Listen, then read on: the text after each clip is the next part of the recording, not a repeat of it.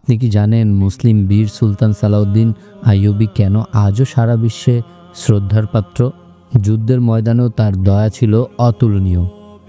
একবার যুদ্ধের সময় এক খ্রিস্টান মহিলার ছোট শিশু হারিয়ে যায়।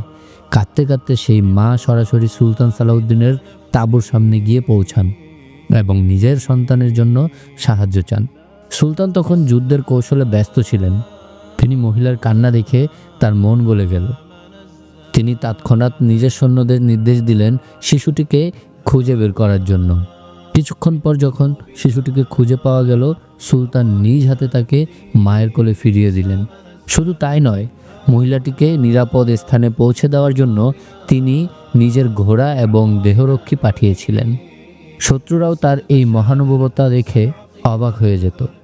এটাই ছিল ইসলামের প্রকৃত শিক্ষা, যেখানে বীরত্বের চেয়েও বড় ছিল মানবতা। ভিডিওটি ভালো লাগলে শেয়ার করুন এবং এমনই ইসলামিক ইতিহাস জানতে আমাদের সাথেই থাকুন।